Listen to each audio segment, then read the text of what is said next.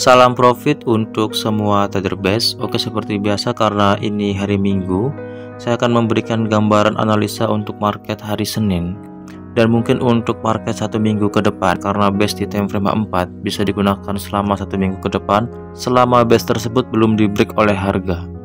Oke, langsung saja yang pertama dari pair USD CHF. Jika kita lihat di sini di time frame 4, untuk pair USD CHF ada dua base buy yang terdekat dengan harga saat ini. Kita akan tandai terlebih dahulu untuk base yang terdekat dengan harga.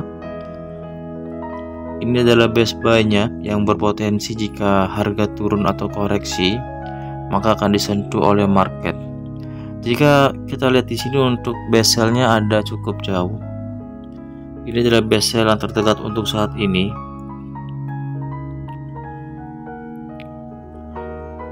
Jika kita tukar time frame ke time frame 1, jika market turun ke base tersebut dan membuat setup buy CB1 atau dominan sebagai konfirmasi kita untuk entry, maka kita bisa ambil peluang buy di sini.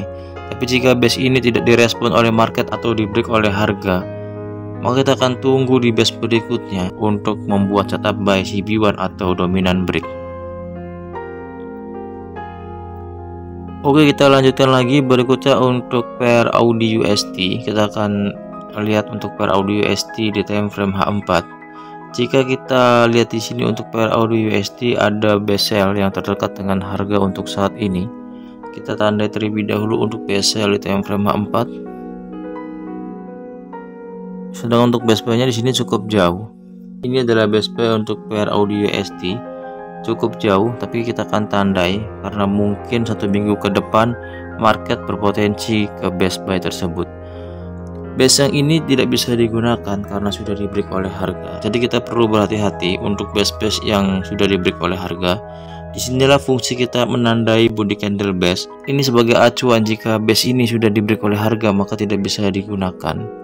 Kita akan tukar time frame ke time frame 1 jika harga datang ke base sell tersebut lalu merespon base tersebut dengan membuat setup sell CB1 atau dominan, kita bisa ambil peluang sell di sini.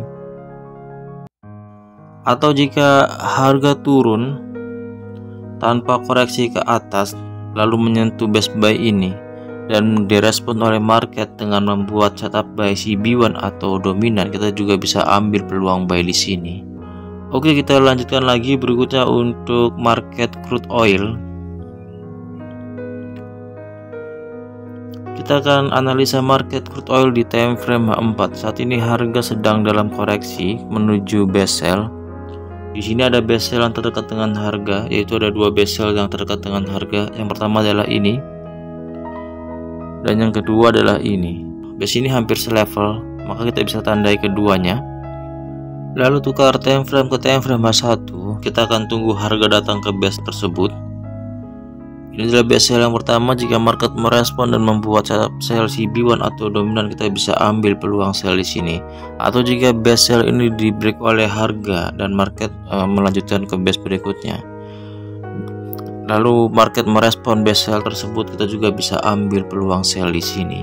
Bagaimana untuk base buy-nya? Jika kita lihat di sini untuk base buy-nya untuk yang terdekat dengan harga untuk saat ini tidak ada base buy yang terdekat dengan harga untuk market crude oil. Jadi kita hanya fokus untuk memantau base sell di time frame 4 untuk market crude oil. Bagaimana untuk di time frame 1-nya? Karena untuk crude oil ini kita juga bisa menggunakan base di time frame 1. Untuk yang terdekat saat ini untuk market crude oil ada base buy di sini. Ada dua base buy yang terbentuk di market crude oil. Kita akan tandai terlebih dahulu. Ini untuk teman-teman dan untuk saya juga yang lebih suka ambil base di time frame 1 dan entry di time frame M15 untuk market crude oil. Kita bisa tunggu harga datang ke base buy tersebut dengan membuat setup buy CB1 atau dominan break di time frame M15 nya. Jika market merespon dengan membuat setup buy dominan atau CB1 di time frame M15, kita bisa ambil dulu peluang buy di sini. Tapi jika base ini di break oleh harga dan tidak direspon oleh market, maka kita bisa ambil peluang di base buy berikutnya. Dan jika market merespon base buy ini di time frame M15 dengan membuat setup buy CB1 atau dominan, kita juga bisa ambil peluang buy di sini. Oke, berikutnya untuk pair New Zealand USD, kita akan lihat di time frame H4 untuk pair New Zealand USD. Jika kita lihat di sini di time frame H4 untuk New Zealand USD ada best buy yang terdekat dengan harga. Ini adalah best buy yang terdekat dengan harga. Karena ini selevel maka bisa kita gunakan. Bagaimana dengan best buy yang atasnya? Base ini sudah di break oleh harga maka tidak bisa digunakan lagi. Ini adalah base yang di break oleh harga. Kita perlu teliti untuk base yang di break oleh harga, karena jika base itu di break oleh harga maka base itu sudah tidak bisa digunakan lagi. Ini membuat trading kita jadi semakin jelas dan terarah, karena kita hanya fokus terhadap base yang belum di break oleh harga, sehingga kita abaikan setiap base yang sudah di break oleh harga. Walaupun di beberapa teknik base ini bisa digunakan, tapi untuk konsep teknik base maka base ini tidak bisa digunakan lagi, jadi kita akan hapus zonanya. Sedangkan untuk base-nya ada di sini yang terdekat dengan harga. Sepertinya untuk minggu depan ada base yang terdekat dengan harga. Kita bisa pantau semuanya, kita bisa tunggu harga datang ke base tersebut. Jika market datang ke base buy ini dan merespon base buy ini dengan membuat setup buy CB1 atau dominant break, maka kita bisa ambil peluang buy di sini. Atau jika harga ini tidak turun ke base buy ini dan langsung naik ke base sell ini, dan di base sell ini market merespon dengan membuat setup sell CB1 atau dominan di time frame satunya, maka kita bisa ambil peluang sell di sini. Oke, kita lanjutkan lagi. Berikutnya untuk pair USD Jepang Yen. Kita akan analisa pair USD Jepang Yen di time frame H4. Di sini ada base buy tapi cukup jauh, tapi bisa kita tandai karena mungkin 1 minggu depan base ini akan dikunjungi oleh harga. Jika harga terus turun dan menuju base buy ini, lalu base ini direspon oleh market dengan membuat setup buy CB1 atau dominan di time frame satunya, maka kita bisa ambil peluang buy di sini. Sedangkan untuk base sell-nya di sini ada base yang terdekat dengan harga. Ada base yang sangat kecil tapi di sini memiliki body, maka bisa kita gunakan juga sebagai base karena biasanya juga akan direspon oleh market. Karena syarat base adalah dia memiliki body candle. Dan untuk yang jauhnya ada base sell yang sangat jauh. Ini adalah base sell yang sangat jauh. Kita juga bisa tandai base sell ini karena mungkin 1 minggu ke depan base ini akan dikunjungi oleh harga. Kita akan lihat di time frame satunya. Jika harga naik ke base sell ini, sangat tipis sekali base sell-nya, lebih mirip seperti garis resisten. Tapi jika harga datang ke base tersebut lalu membuat setup sell CB1 atau dominan sebagai respon market terhadap base tersebut, maka kita bisa ambil peluang sell di sini. Tapi jika base sell ini di break oleh harga dan market membuat kenaikan cukup tinggi, kita akan tunggu di base sell berikutnya, yaitu di sini. Jika market membuat setup sell CB1 atau dominan sebagai konfirmasi entry-nya, maka kita juga bisa ambil peluang sell di sini. Oke, berikutnya untuk pair Euro USD. Jika kita lihat di sini untuk pair Euro USD di time frame H4, saat ini harga berada di base buy. Kita akan tanda terlebih dahulu untuk base buy yang terdekat dengan harga. Karena di sini ada banyak sekali base buy. Kita akan tandai base buy saat ini yang terdekat dengan harga untuk pair Euro USD. Ini juga ada base buy yang terdekat dengan harga. Jika lihat sampai ke bawah semuanya membuat base, tapi kita akan tandai 2 base saja yang terdekat dengan harga. Berikutnya untuk base sell-nya juga sama, ada banyak base sell di sini.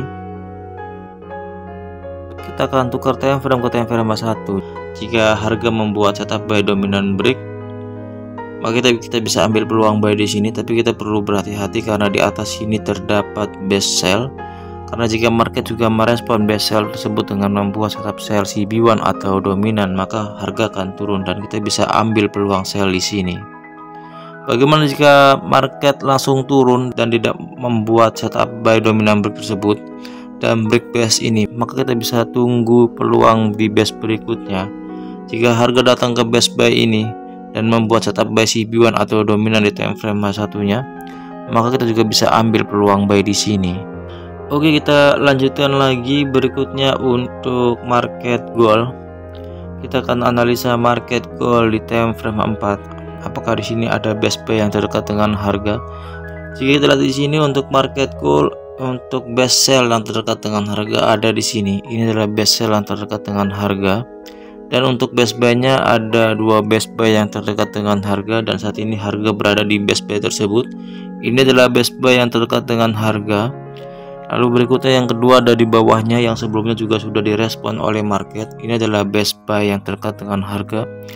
Kita akan lihat Apakah market merespon best buy yang pertama di time frame H1? Jika market merespon best buy ini dengan membuat setup buy CB1 atau dominan di time frame H1-nya, maka market akan naik dan kita bisa ambil peluang buy di sini. Tapi jika best ini tidak direspon oleh market dan harga semakin turun, kita akan tunggu di best buy berikutnya. Dan jika best buy berikutnya ini direspon oleh market dengan membuat setup buy CB1 atau dominan, maka kita juga bisa ambil peluang buy di sini. Bagaimana jika harga langsung naik tanpa membuat setup? Kita bisa tunggu harga di best sell berikutnya. Ini adalah best sell-nya. Dan jika market merespon best sell tersebut dengan membuat setup sell CB1 atau dominan, maka kita juga bisa ambil peluang sell di sini. Oke, kita lanjutkan lagi berikutnya untuk pair GBP USD. Jika kita analisa pair GBP USD time frame H4, kita akan lihat di sini ada best sell yang terdekat dengan harga. Ini adalah best sell yang terdekat dengan harga. Bagaimana dengan best buy-nya? Di sini juga ada best buy yang baru terbentuk oleh market. Kita juga bisa tandai best buy ini. Kita akan tukar time frame ke time frame H1. Jika market turun lagi, membuat koreksi setelah base itu terbentuk menuju base ini, lalu di sini market merespon base ini dengan membuat setup buy CB1 atau dominan di time frame H1-nya, maka kita bisa ambil peluang buy di sini. Bagaimana jika market tidak membuat setup buy CB1 atau dominan dan langsung naik menuju base sell ini? Maka kita juga bisa tunggu harga di base sell ini. Karena jika market merespon base sell ini dengan membuat setup sell CB1 atau dominan, maka kita bisa ambil peluang sell di sini. Oke, kita lanjutkan lagi berikutnya untuk pair USD Kanada. Kita akan analisa pair USD Kanada di time frame 4. Jika kita lihat di sini penurunan harga kemarin disebabkan oleh respon best sell di sini. Base ini juga cukup kuat karena sebelumnya juga direspon oleh market, lalu datang yang kedua kalinya dan masih direspon oleh market dan harga turun. Tapi di sini harga tidak membuat setup CB1 atau dominan. Maka kita akan tunggu harga di best buy berikutnya. Karena saat ini harga berada di best buy ini, kita akan tandai untuk best buy-nya. Dan best buy berikutnya, karena di bawah sini juga ada best buy untuk time frame 4, kita juga bisa tandai best buy ini sebagai antisipasi jika 1 minggu ke depan market juga akan datang ke base ini. Kita akan tukar time frame ke time frame H1. Jika harga di sini membuat setup buy CB1 atau dominan, maka kita bisa ambil peluang buy di sini.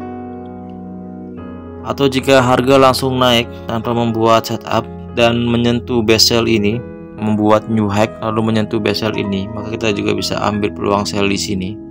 Atau jika best buy ini di break oleh harga dan harga kembali turun menuju best buy berikutnya, maka kita juga bisa ambil peluang buy di sini jika market merespon best buy ini dengan membuat setup buy CB1 atau dominan.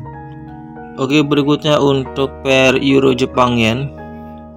Kita akan analisa pair Euro Jepang Yen di time frame 4. Jika kita lihat di sini untuk best buy yang terdekat dengan harga untuk pair Euro Jepang Yen, kita akan lihat terlebih dahulu.